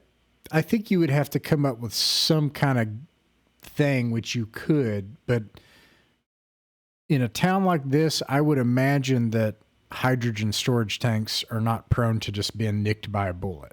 Right. Otherwise, this town would have been gone a long time ago. Question: did we take some of that radioactive material? or do we leave that be? I don't think you have any. I don't remember. Does anybody have any chrysolite? I don't think we took any. No way, I ain't got none. Does anybody have any explosives? I think you have some, but you Yeah. never turned them into one, did you? Or did you? Oh, we had something that I picked up from the hegemony ship that I was going to rig up as makeshift, but I never rigged them up. Right. Okay. All right. So yeah, I do. All I right, I think it comes down to two things, unless somebody has another clever plan. Let me frame this mechanic. I do.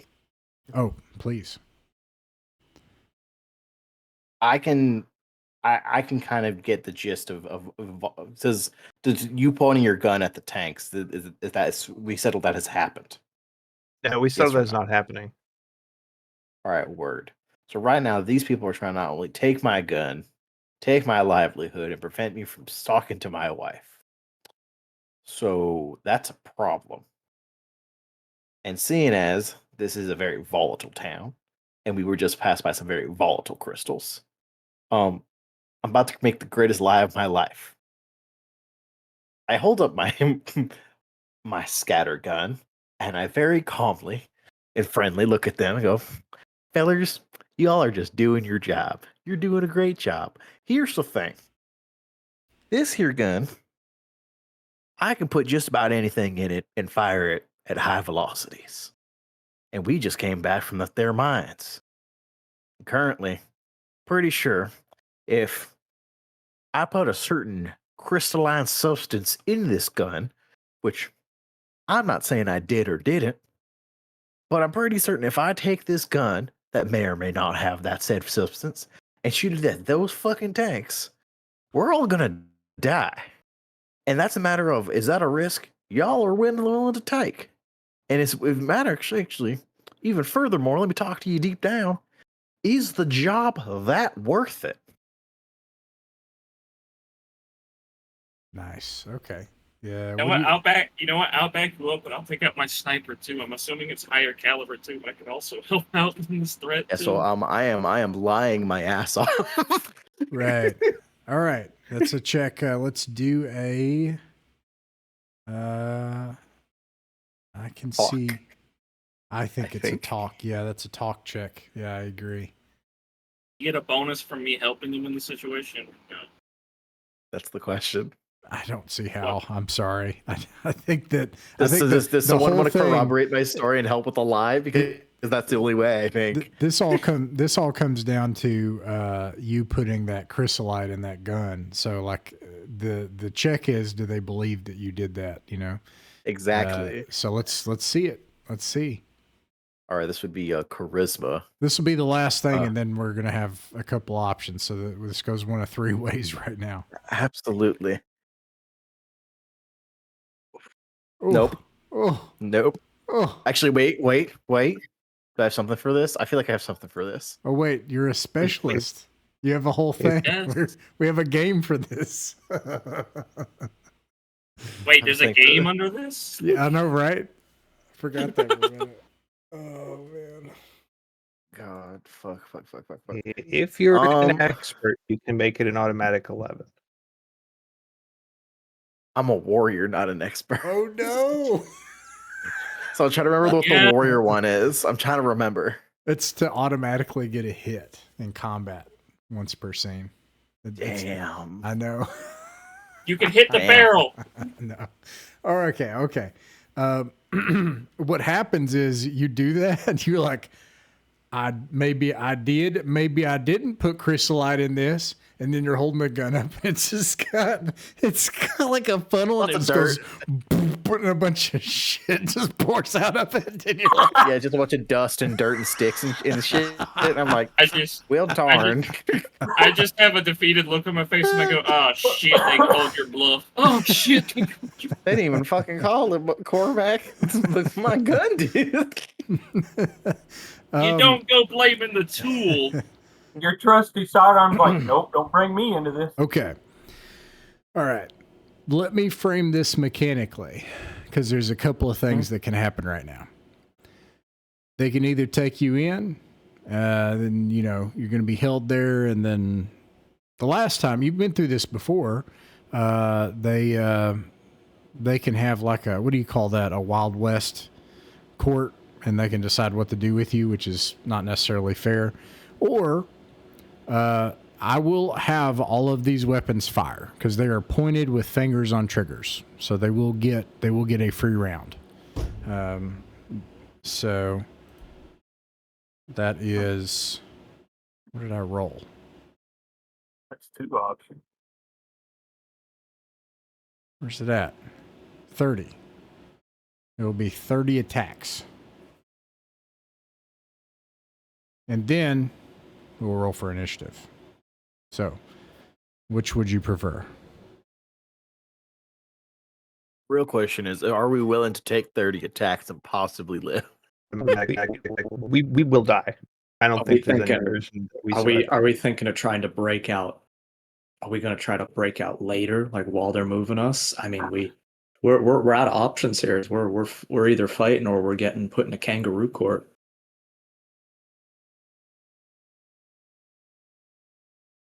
The only thing is, even if ahead. we activate our stuff, they're still going to shoot us 30 times. We can make it, I think. No, we won't.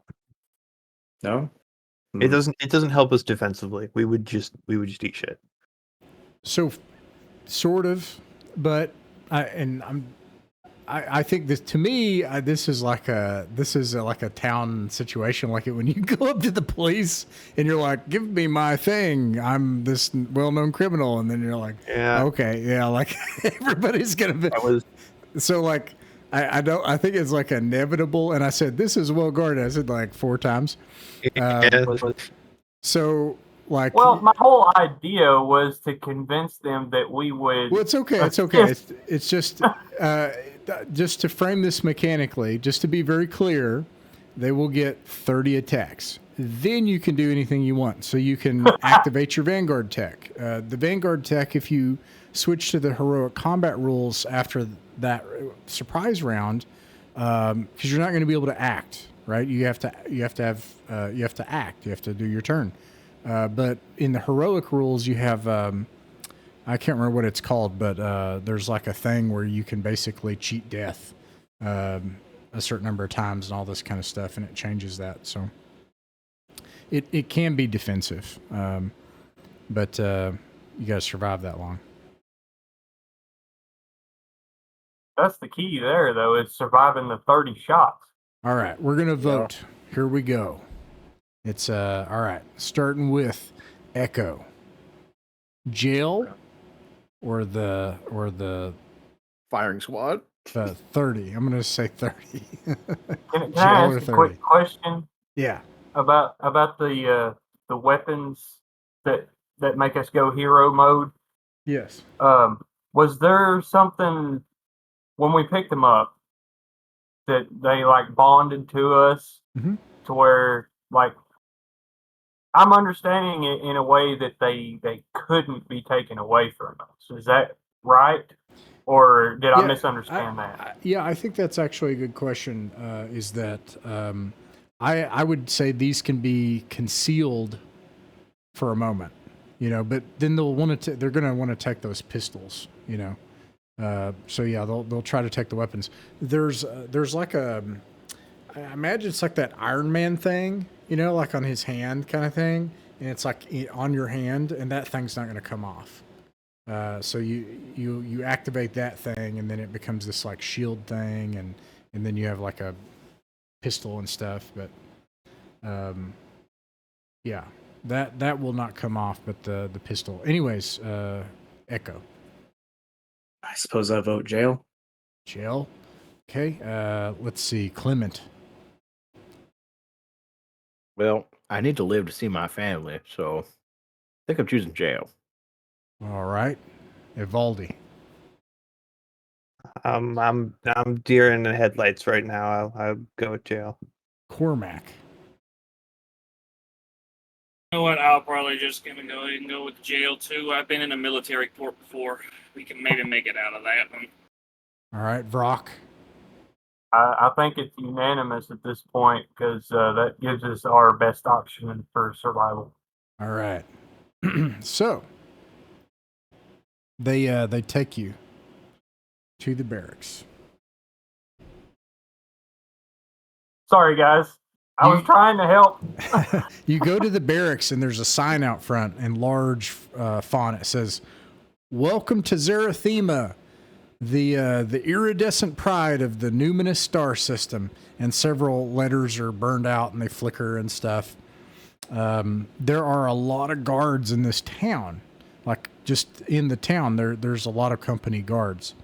Very militarized. Let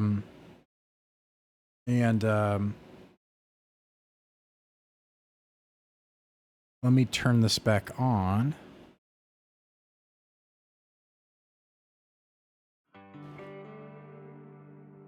Let's see. Eventually, the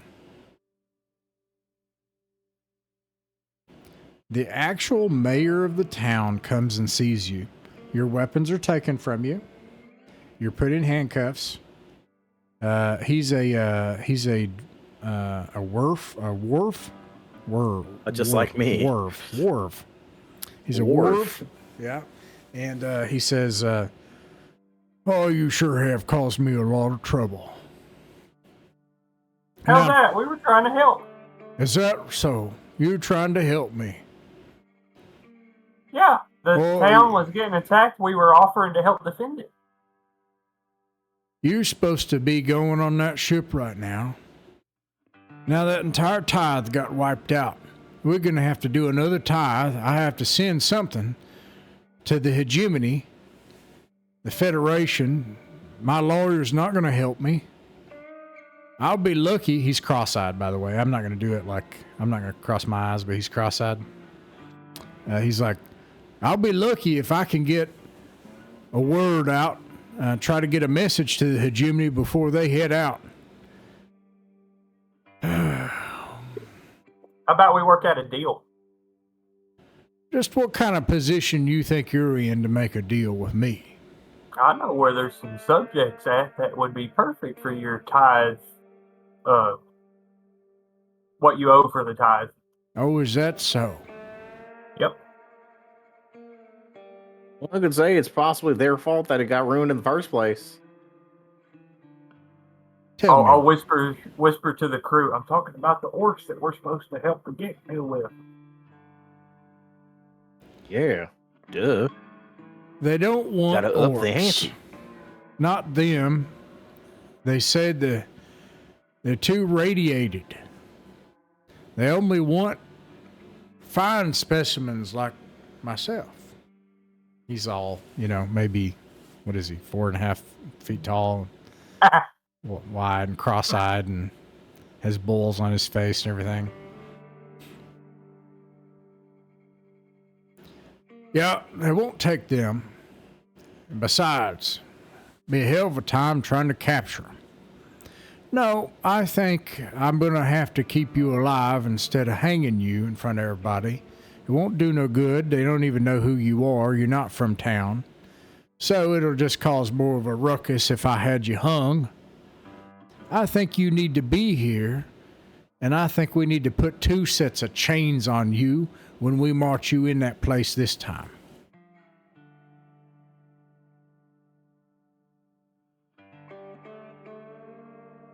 Well, that was a good chat.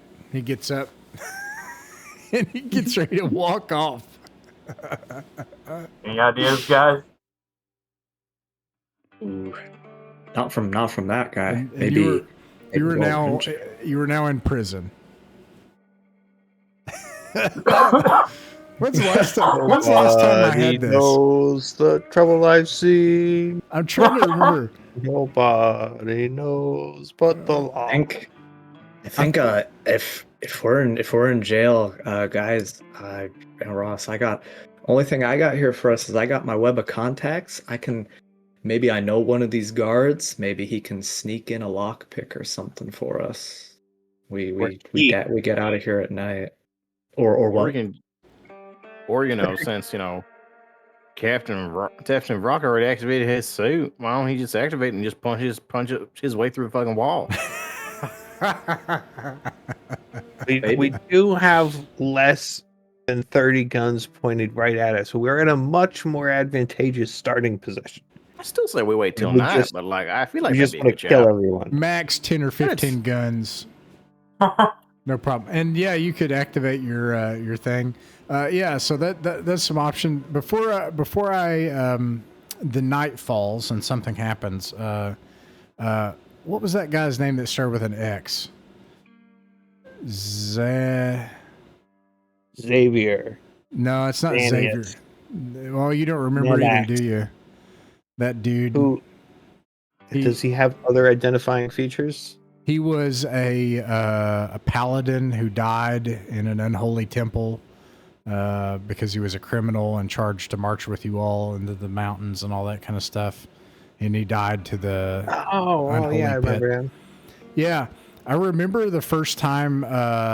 You know how he came to be is Joel came into his shop and threatened him with magic and threatened to breathe lightning on him. And I was like, okay, the cops show up. And I think that was the first time people got thrown in jail. And anywho, it's been a while since anybody's been thrown in jail. So the last time they played Traveler. That was the first thing that happened, actually. What came to my mind was whenever it was the first campaign you tried to do in the Veil post the big campaign, the OSR campaign, where we just walked into the town hall and Sean's character was just like, hey, guess what? I attack everyone or something. Yeah, that's right. And then we're like, okay, well, you're dead now. That was it. And that was that. Okay, well, anyways. This is my first time going to jail. First time telling going to the jail? truth. Ooh. Wait. What? You told a lie. That was not true. The reason we went to jail is because told them Rock his told name. the truth. He was like, hey, I'm the guy you're looking for. These are the droids. Oh, okay. There's that truth. Yeah. Well, anywho, time passes and you're talking. Basically, it sounds like you're trying to decide, are we going to press this button? And are we going to punch through walls and just kill everybody and create a swath and hope we survive the enfilade of gunfire and get to the ship, somehow get the giant fuel pump over connected to the ship's fuel, wait for it to fuel for 30 minutes, get it fueled up, and then try to get out of here. Those parts are easy once everyone's dead. Right. That's So the point. we're talking about getting wild, but before that happens, something else happens. You hear this again.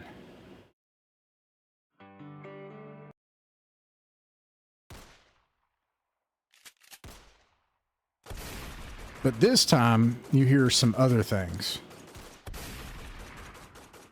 You hear noises in the streets. And chaos and screaming and gunfire. And the guards, a bunch of them leave the prison, and there's only 2 in there with you all. And they've got the guns pointed at you all, and they're just looking what in law's name is going on out there. And it just sounds like the town has just descended into utter chaos. Staring the guards down intensely, locking eyes with them. Don't make any funny moves. Hey, if I'm just looking. If we're all looking gonna at hide the together, We offered to help. This is what your town gets. if we're all gonna die together, you guys could at least tell us your names. 2 truths, 1 lie. John, shut up! Don't tell him your name, dummy. No. Well, listen here, John. John, come look at me. He Now does. listen here. I'm a working man. I'm a father. I'm a husband. You look like, does he look like a younger guy? Relatively. Yeah. You're a young feller. Let's be super honest here. That sounds real fucking scary outside. and no one in here wants to deal with whatever the hell's outside coming in here. So Yeah, I've dealt with worse. but clearly you're pretty shaken up about it. So all I'm saying is this. Where did they take our weapons, by the way, Ross? It's nearby. Yeah, it's like in a, gosh, what is it called? Like a gun locker. Now, I need you to trust me, John. What you're gonna have to do is this. You're gonna grab the stuff from that locker that we had on us, and you're gonna use that to keep everyone here safe. Especially that scatter gun. It's pretty solid. You just throw shit in the funnel, you're able to shoot your way out of most situations. Because I don't want you to die. I don't want to die. And I don't want my boss I don't to want to die. I don't want to die. And the other guy's like, exactly. John, stop it. Stop talking to him. Get over here, John. And he's like right next to the bars. I'm just saying. John, who do you believe us? Who do you believe, John? John, you're gonna die. You gotta believe us. I want to die. No, I don't want to. And then the other guy's stop talking to John. You're making him nervous. I'm not trying to make him nervous. I'm just giving y'all what y'all need to do. Use the weapons that we currently have to keep everyone in here safe. That's all I'm saying. I'm trying to get out of here to see my wife and kids. Did I mention I have 8 kids? John, you could be a hero, John. You could be a hero, John. What's your intention? Are you trying to get him to get the guns out so that, like... I'm trying to get them to trust us because we literally only have good intentions. Right. Some of us only have good intentions. So all I'm saying is, get the more advanced tech that clearly we have over your stuff, and lock down this place, barricaded up. And I'm not gonna say that you have to or whatever. I'm not putting that idea in your head. But if you feel as though things are getting a little too scary, even with all the barricades and all the tech, we can help. I'm saying that's a last resort, by all accounts. That's all I'm saying. There's no need to be worried. Everyone's going to get through this fight. We're in complete control of the situation. And then all of a sudden, John's head gets taken off. And he just like, oh no! Oh fuck, John! Both of the guards get just smoked, and the door is just left open in the front of the jail, and you can see people like they're work bikers that are driving through the town, mowing people down, shooting people, and you just see Ron Calpin and his crew just walking towards the ship. All right, they start. Boss, Oh, I think you should rip open these doors now. Talking to me?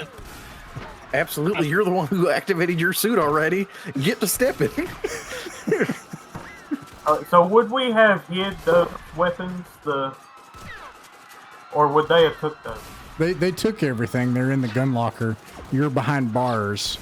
Okay, so even if I activated the thing, would that really do anything? Well, Abigail answers that question for you. She activates hers, and Abigail just goes, and she just smashes into the wall and like smashes through I can't remember what it's called, but basically the masonry, and smashes a big hole and just like kicks a hole through the masonry, and gets the keys off the bodies. Starts opening the gun locker, and that is where we'll end the session for the night.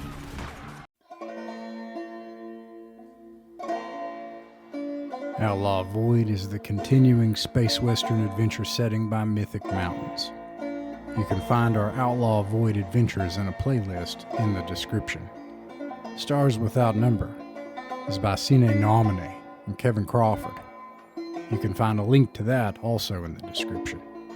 Sci-Fi Mythic Mountains logo is the property of Mythic Mountains RPG. Mythic Mountains Folk Tabletop Club is an international online clubhouse that focuses on folk tabletop games. Folk tabletop are the games that belong to all of us. They're not controlled by ideologues, internet personalities, or feeling unethical megacorporate brands. What actually happens at the table is the game. How the table plays is the right way to play. Like, subscribe, and share. We'll see you back in the void.